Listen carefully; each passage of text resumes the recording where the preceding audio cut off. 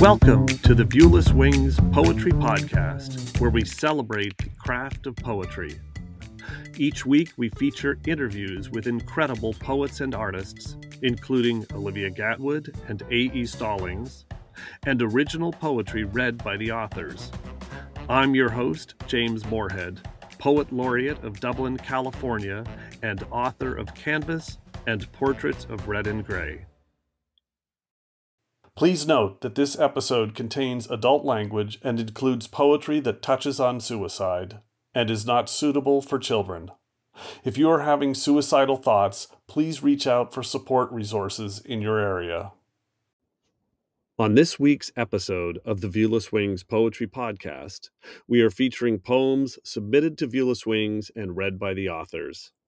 We love providing a platform for poets to share their words on viewlesswings.com and their voices on the Viewless Wings Poetry Podcast. Visit viewlesswings.com to learn more about how to submit your poem for a future episode, or find Viewless Wings on submittable.com. And now we turn the mic over to our first featured poet. My name is Sinead McGuigan, a poet and a psychology graduate from University College Dublin, Ireland. I write poetry that explores the human condition and the deepest, darkest emotions connected to our experiences. I was recovering from cancer when I decided to let the ink flow. I have 2 solo collections, A Gift and a Curse, and my new book, Unbound, both available on Amazon. My main interests are travel, concerts, and art. I often collaborate with wonderful artists who inspire me daily, and I have appeared alongside their work in many publications.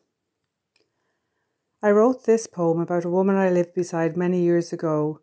I tried to capture the painful contemplation that recurred daily for her. I hope you enjoy my poem. Whiskey Breath.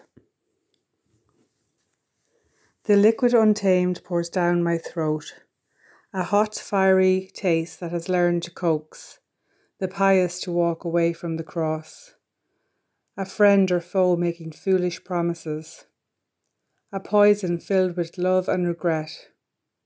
How free the heat makes my mouth, swirling my tongue in delicious sensations, filling my soul with fear and doubt.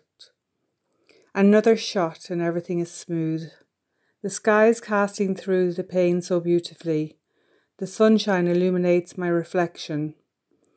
Oh, how my dead eyes shine. I raise a glass, seeking the hit one more time.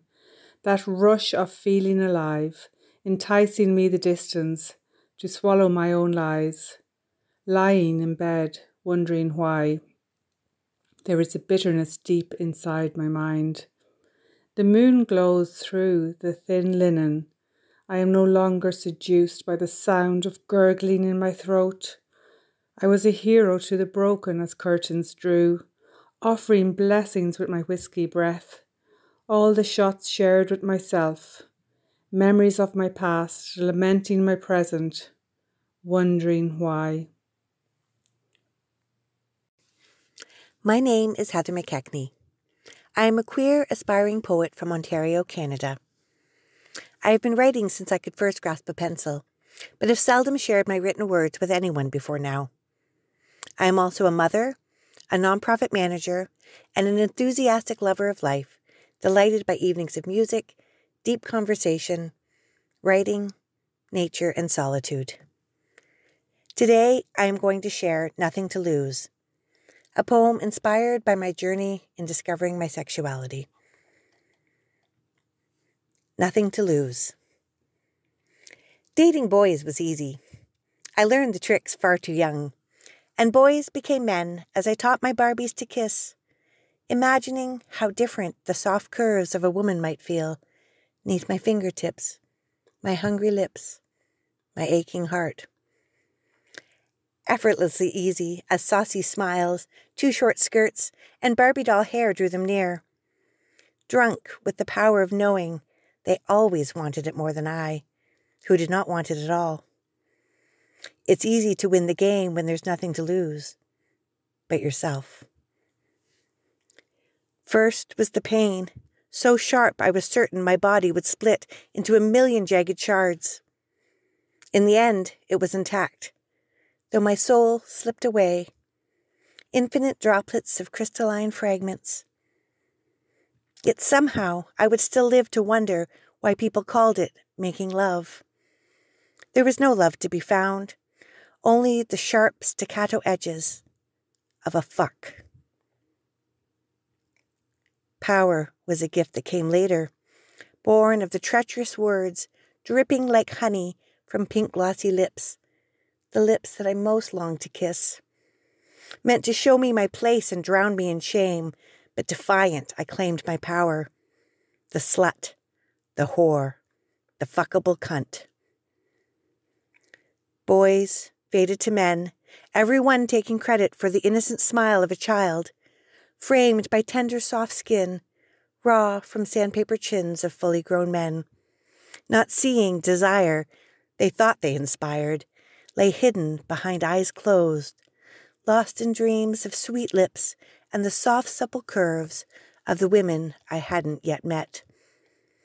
Yes, dating men was easy, with each carnal thrust convincing them of their own power, as time and again they took what they wanted, not seeing it had long since been lost, abandoned, forgotten in darkness, preciously held by dirty remnants of a first training bra, as empty as the abandoned train station that had long since stopped waiting for passengers.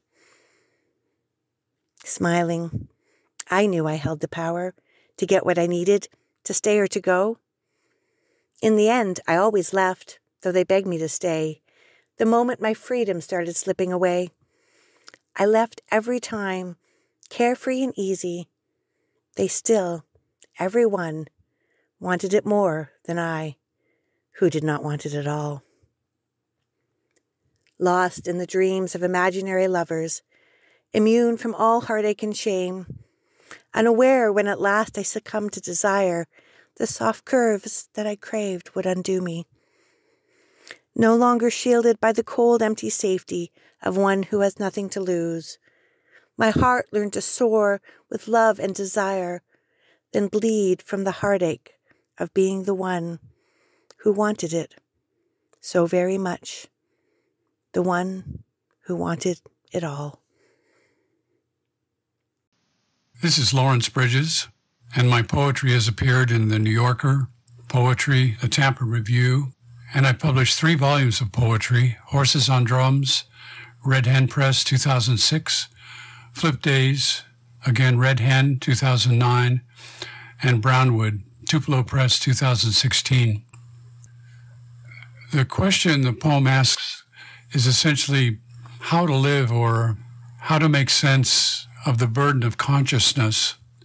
You know, those times when you're at rest, when you're sitting in traffic, contemplating chores done and undone, and you have a twilight awareness of the mechanics of consciousness and the puzzlement you feel. I guess it asks how to survive that pain, or perhaps the problem of lost time, of being alive, where consciousness actually confirms nothing except self-awareness. All that consciousness confirms is our puzzlement with indeterminacy, a universe that is finite but without boundary, and the mystery of it. So what is a how-to solution? Is there an answer to the question? I think the answer is in the poem itself, that you apply through the language of poetry to strike upon a moment of recognition and control, even if you're saying you don't know the answer, except as a maker of art, kind of singing the song of this dilemma. You know, I think that's how poetry works. That's how poets survive, to buoy themselves up so they can write again. How to what? I can explain the route. Maybe I'll start there. A little better in this moment, a description of shape or of white noise or scent in the house, the framed pictures. Everything turns on now, like my grandmother's now. I'm off the hook. I've bought new tires, sit in traffic, brood over the deep mysteries of quantum mechanics. It's all interference, insofar as not being not. That's how. Hello, I'm Denise Alden, a poet who bakes a lot of sourdough bread and reads a lot of nonfiction when I'm not writing. I live on the traditional homelands of the Dakota, which is now known as the Twin Cities of Minnesota. This poem, entitled You May Experience Some Joint Discomfort, is part of a poem cycle about my experiences with cancer, its treatments, and aftermath. You may experience some joint discomfort. Yoko Ono was the first person I heard say the quiet part out loud. To be a Christian is to be crucified sooner or later. Is this true, Jesus? The Emperor of Maladies brings us to our knees, sometimes to religion, but I thought of you only when my wrists howled from paclitaxel's iron-like nails. Oh, Jesus, what agony you must have suffered when the human parts of you overshadowed the divine. I don't believe you cried out for your father. Humans wail for their mothers, the home and center of our origin. We petition our fathers for revenge or justice, our mothers for mercy. No one answered my caterwauling. Time simply moved forward, its echo chamber of stars deaf to my old woman's keening, just like it was deaf to you. Our lamentations extinguished in this icy galaxy we call home, no matter how long our nearest star promises to burn. Hi, I'm Dana Kinsey, an actor and teacher, published in Fledgling Rag, Drunk Monkeys, One Art, On the Seawall, West Trestle Review, McQueen's Quinterly, Viewless Wings, and Swim. My play, Water Rise, was produced at the Jean Frankel Theater.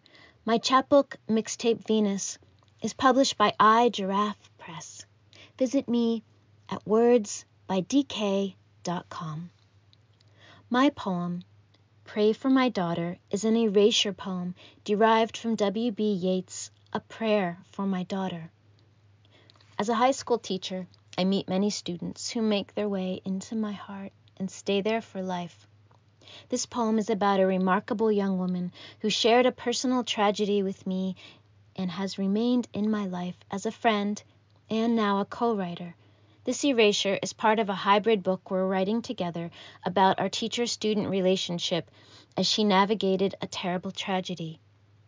Despite her father's decision, she remembers him fondly and knows that he would have wanted the best for her. She's currently studying to be a teacher and about to give birth to a son. I'll first share Yeats' poem, A Prayer for My Daughter, by W.B. Yeats. Once more the storm is howling. Under this cradle hood and coverlid, my child sleeps on. There is no obstacle but Gregory's Wood and one bare hill, whereby the haystack and roof-leveling wind, bred on the Atlantic, can be stayed. And for an hour I have walked and prayed because of the great gloom that is in my mind. I have walked and prayed for this young child an hour and heard the sea wind scream upon the tower and under the arches of the bridge and scream in the elms above the flooded stream, imagining an excited reverie that the future years had come, dancing to a frenzied drum out of the murderous innocence of the sea. May she be granted beauty, and yet not beauty to make a stranger's eye distraught, or hers before a looking-glass, for such, being made beautiful overmuch, consider beauty a sufficient end, lose natural kindness, and maybe the heart revealing intimacy that chooses right, and never find a friend. Helen, being chosen, found life flat and dull, and later had much trouble from a fool, while that great queen that rose out of the spray, being fatherless, could have her way, yet chose a bandy-legged smith for man. It's certain that fine women eat a crazy salad with their meat, whereby the horn of plenty is undone. In courtesy I'd have her chiefly learned, Hearts are not had as a gift, but hearts are earned. Yet many that have played the fool for beauty's very self has charm made wise, and many a poor man that has roved, loved, and thought himself beloved from a glad kindness. May she become a flourishing hidden tree, that all her thoughts may like the linnet be, and have no business but dispensing round their magnanimities of sound, nor but in merriment begin a chase, nor but in merriment a quarrel. Oh, may she live like some green laurel rooted in one dear perpetual place. My mind, because the minds that I have loved, this sort of beauty that I have approved, prosper but little, has dried up of late, yet knows that to be choked with hate may well be of all evil chances chief. If there's no hatred in a mind, assault and battery of the wind can never tear the linnet from the leaf. An intellectual hatred is the worst. So let her think opinions are cursed. Have I not seen the loveliest woman born out of the mouth of plenty's horn, because of her opinionated mind? Barter that horn, and every good by quiet natures understood for an old bellows full of angry wind? Considering that, all hatred driven hence, the soul recovers radical innocence and learns at last that it is self-delighting, self-appeasing, self-affrighting, and that its own sweet will is heaven's will. She can, though every face should scowl, and every wind quarter howl, or every bellows burst, be happy still. And may her bridegroom bring her to a house where all's accustomed, ceremonious, for arrogance and hatred are the wares peddled in the thoroughfares. How but in custom and in ceremony are innocence and beauty born, ceremony's a name for the rich horn, and custom for the spreading laurel tree. And this is my erasure. Pray for my daughter. An imaginary gift for my student Deka from her father, who died by suicide. Howling under this coverlid, my child heard the scream of the frenzied, murderous sea. May she not consider the heart flat and dull. That great queen rose fatherless, I certain I'd not earned that gladness. May she flourish like some perpetual mind I have loved. Beauty choked with hatred can never barter for innocence at last. She can face every howl, every bellow. Be happy still. Be my rich and spreading laurel.